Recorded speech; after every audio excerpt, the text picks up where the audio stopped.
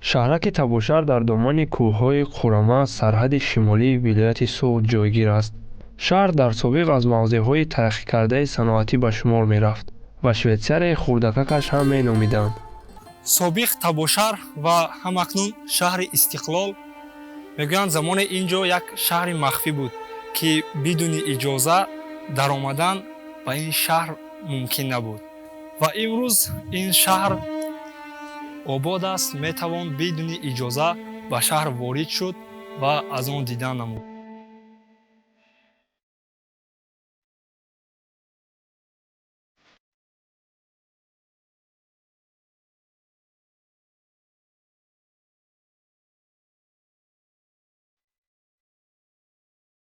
сокинони таҳҷоии шаҳр мегӯянд ин ҷо Тавошар аст ва аз таркибҳои туркӣ, узбекии тов, вайроншудаи тоғ, кӯҳ ва ошар гузаштан иборат буда, маънои гузаргоҳи кӯҳиро дорад.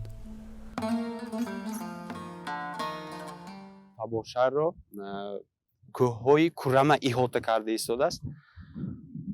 солҳои мисол пештара чихеле ки бобои бибиҳо мо мегуфтанд, корвон умуман мардум меомаданд ва зери кӯҳ омада истироҳат мекарданд, яъне як дам мегирифтанд, ором дам мегирифтанд ва он кӯҳ, яъне истилоҳи тоғ бо забони ӯзбекӣ, тоғ бо забони тоҷикӣ кӯҳ мебошад, яъне тоғ ошар, ду калима бо ҳам часпида тоғ ошар, яъне дуюм вожа ошар ин гузаштан, яъне кӯҳ аз кӯҳ гузаштан мебошад. баъдан бо таъсири рӯззабонҳо бисёр омаданд ва бо таъсири рӯззабонҳо ин калимаи тоғ ошар баъдан оҳиста оҳиста рафта, яъне таъсири худро гузошта Табошар шуд. дар асари Набиҷон Раҳимов аз таърихи маданияти моддии Тоҷикистон бошад, оиди таърихи ин калима чунин оварда шудааст: соҳили соя ки пойгоҳи геологҳо интихоб шуда буд, қабатҳои фаровони бурранг дошт. ин қисми қарамазор дар фарҳанги геологӣ ҳамчун таназзули такмок маълум аст. мувофиқи намуди он, ин макон Табошир, бурранг, сафед ном гирифт, ки баъдтар ба яке аз шаҳракҳои коргарӣ мубаддал гардид. пас аз сохтмони шаҳраки нав ба калимаи Табошари пештара сифати кӯҳна ҳамроҳ мегардад. шаҳраки нав Табошар ном гирифта, Табошари пешин бо номи Табошари кӯҳна ном бурда мешавад.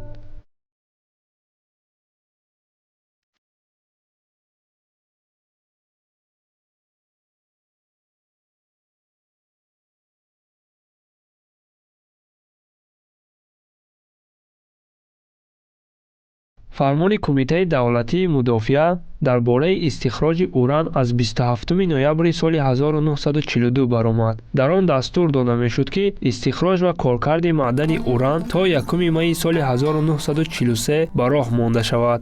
ҳаҷми истеҳсол ва коркарди уран то моҳи майи соли 1943 4 тонна дар як сол муайян гардида буд. чихеле ки ҳозир дида истодед, мо дар маркази ҳамин истеҳсоли уран истодаем, яъне дар инҷо мана уран истеҳсол мекарданд ва атходош мана баровардагӣ ва заводҳо бисёр, звачка завод, мисол сақиш мегӯянд, балон завод буданд. онҷо боз якчанд заводҳо ҳастанд, санг завод, яъне мармар санг дар инҷо қарор дорем мо. таърихи пайдоиши уран аз соли 1926 сарчашма мегирад. он сол дар Табошар кони уранро пайдо кардаанд. соли 1925 бошад, аввал як шаҳраки хурде аз заводи металлургӣ дар Табошар бунёд гардид. аз соли 1934 истеҳсоли радий аз Табошар оғоз гардид. соли 1941 ба шаҳраки Табошар раёсати металлҳои нодир дар назди Наркомсвет кӯчонида шуд. дар ҳама ҷои шаҳр аломатҳое вуҷуд дорад, ки аз макони радиатсионӣ будани минтақа дарак медиҳад. дар пеши мо карьераеро мебинем. ман намедонам дар ин ҷо чиро истихроҷ мекарданд, вале агар ба таърих нигарем, дар шаҳри Табошар уран, нуқра, тилло коркард карда мешудааст.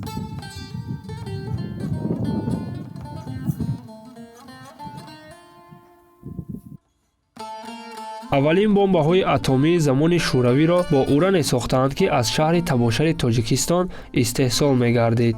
тавре маълум аст, Игор Васильевич Курчатов падари бомбаи атомии шӯравӣ дониста мешуд.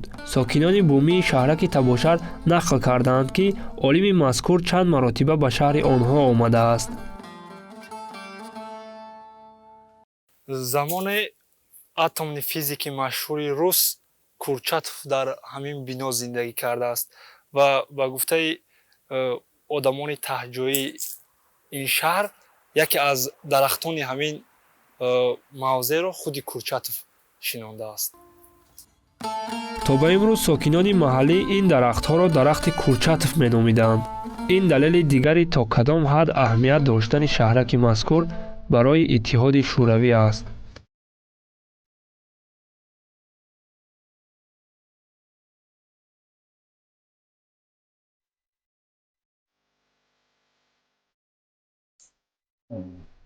ман Камолов Ашурмат соли 1939 таваллуд шудаам.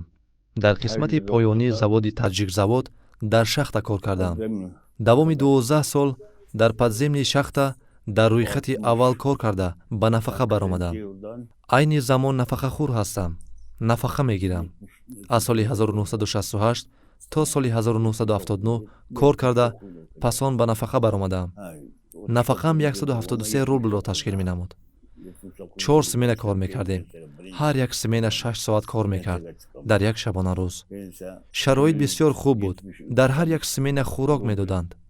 мушкил буд, аммо моҳонаи хуб медод. давоми ҳар 6 моҳ аз муоина мегузаштем. ҳар 6 айда коррупсия өткізіп турadi. 11 августи соли 1945 барои сохтмони иқоматгоҳи асирону коргарони конҳо ва худи шаҳрак дар Табошар замин ҷудо гардид. бояд гуфт, ки дар Табошар мутахассисонро аз тамоми гӯшаву канори иттиҳоди шӯравӣ оварда буданд ва намояндагони қариб тамоми миллатҳо ин ҷо дар ҳама соҳа кор мекарданд. чун ҷанги бузурги ватанӣ анҷом ёфта буд, ба Табошар як гурӯҳ аз асирони олмониро ҳам оварданд. тибқи иттилои дар даст дошта, асиронро дар маконҳои алоҳида нигаҳдорӣ мекарданд. дар сохтмони шаҳрак асосан асирони шӯриши Украинаро истифода бурданд, ки дар байни онҳо миллатгароён, политсияи маҳаллии немисҳо аз замони ҷанг, гурезаҳои артиши шӯравӣ ва асирон аз дивизияи СС-и олмон буданд. намояндагони зиёда аз 20 халқу миллатҳо дар Табошар зиндагӣ мекарданд. ба ғайр аз сокинони таҳҷоӣ, онҳо русҳо, немисҳо, тоторҳо, намояндагони халқҳои Қавқоз буданд. баъзеҳо бар ин боваранд, ки худи Табошарро асирони ҳарбӣ бунёд карданд, аммо ин комилан дуруст нест.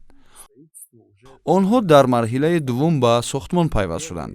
марҳилаи аввали сохтмони он бо фаъолияти маҳбусон ва муҳоҷирон, ки депортатсия ва кӯчонида шуданд, алоқаманд аст. аз солҳои 45 то солҳои 1905 ин биноҳои сангин сохта шуда. барои сохтани ин биноҳои сангин худи маводҳои маҳаллӣ, сангҳои маҳаллӣ, ҳам кумҳо, шағалҳои хокҳои маҳаллӣ истифода бурданд. барои дар он вақт сементҳо истифода набурданд. ба ҷои семент мутахассисон аҳар кӯҳ, аҳар сой, ҳар хела гилҳоя хокҳоро оварда аралаш омехта карда, лой карда, баъд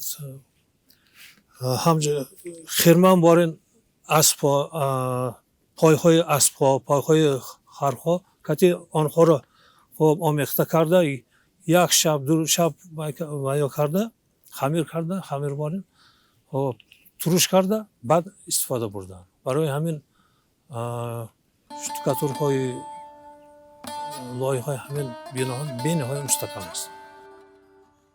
баҳори соли 1946 аллакай 4 бино барои иқомати коргарон омода шуда ба истифода дода шуд.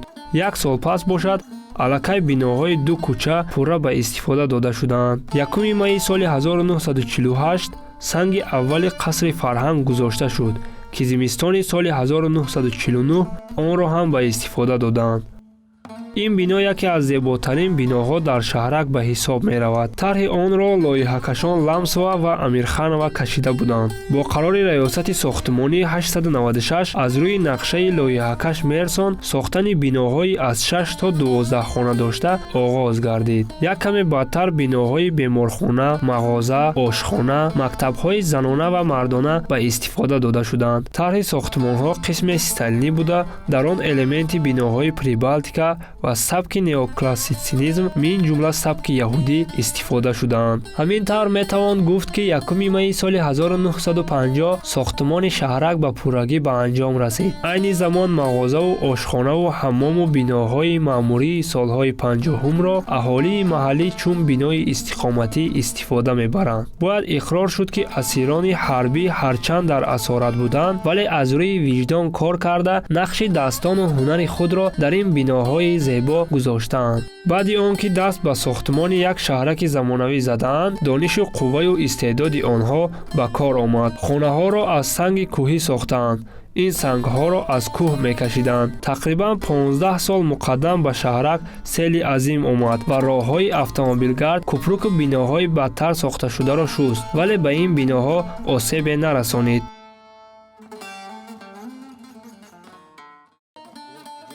ман соли 1977 дар ҳамин ҷо таваллуд шудам. ин ҷо мутахассисон кор мекарданд ва аз ҳама муҳим мушкилии об надоштем. мисоли шаҳри сабзро мемонд. одамон ин ҷо меомаданд, ҳамеша хушию хурсандӣ буд ва ҳама дӯстона зиндагӣ мекарданд. қисми зиёди аҳолиро асосан асирони олмонӣ ташкил медоданд. хонаҳое ки ин ҷо мебинед, инҳоро собиқ асирони ҳарбии олмон сохтаанд. чӣ тавре ки мебинед, тақрибан 80 сол мешавад ки ин хонаҳо побарҷоянд. аз ҳама шавқовараш он аст ки даруни ин хонаҳо дар тобистон салқин ва дар зимистон гарм мешавад. Что самое интересное, летом прохладно, а зимой тепло. бояд гуфт ки баъди даврони тиллоии солҳои 1950 то соли 1990 ки дар таъминоти Москав буду кормандон маоши баланд мегирифтанд, лагеру боғча, варзишгоҳу парк фаъол буданд. бо оғози ҷанги шаҳрвандӣ корхонаҳои саноатии табошар даст ба даст шуданд.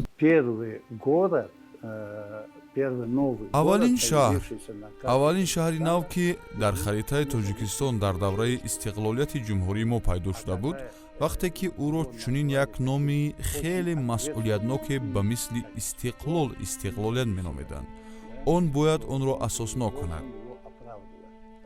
дар байни дигар шаҳрҳо флагман бошад ва ин ба рисолати шаҳр ки мо ӯро ҳанӯз дар соли 2001 муайян карда будем мувофиқ аст. он вақт ки ҳанӯз табашар мушкилӣ зиёд дошт, мо рисолати онро ҳамчун як шаҳри стандартӣ муайян кардем ва ҳамчун як шаҳри стандартӣ онро дар иҷлосии шаҳр муаррифӣ кардем. ҳуҷҷат қабул шуд ва рисолати он ҳамчун шаҳри стандартӣ буд ва мо бовар доштем ки шаҳри мо эҳё мешавад ва мардум дар он ҷо ба роҳат зиндагӣ хоҳад кард.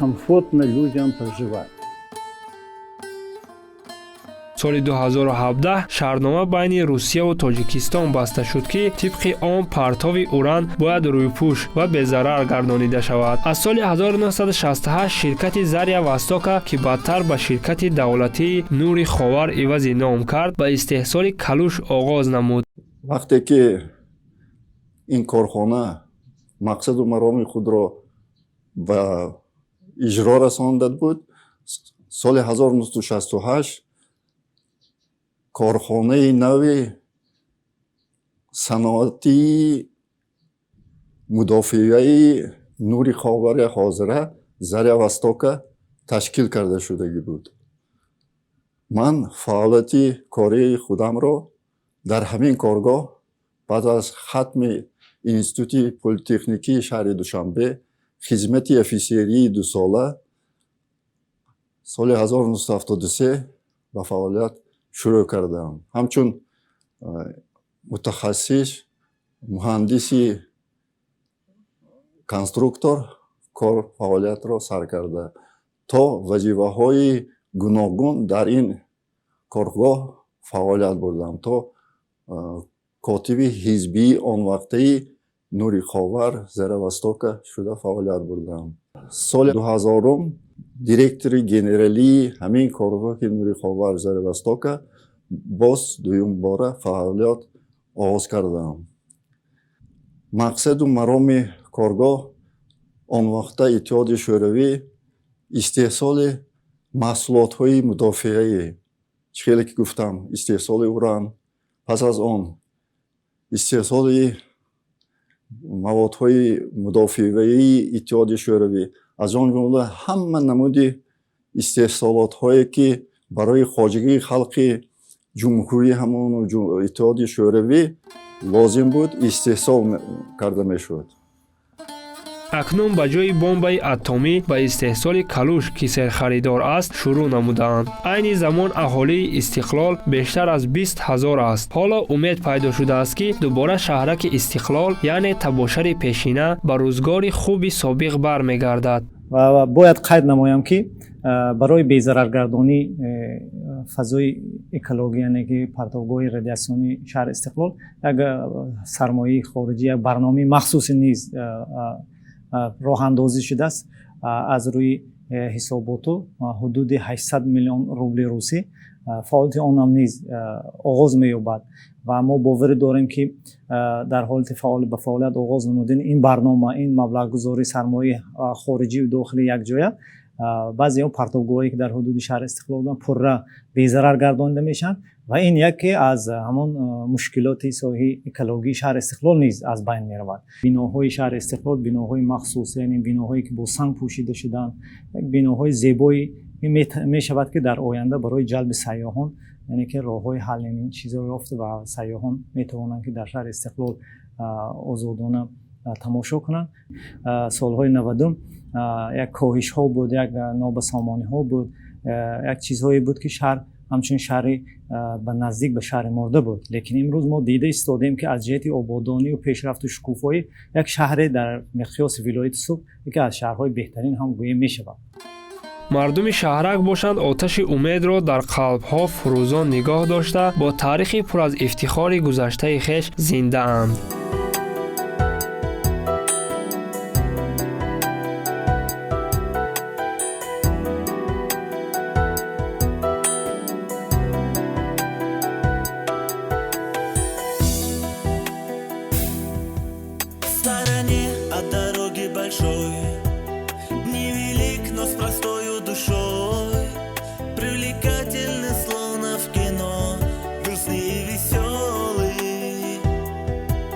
Здесь обычные люди живут, любит солнце, песни и труд.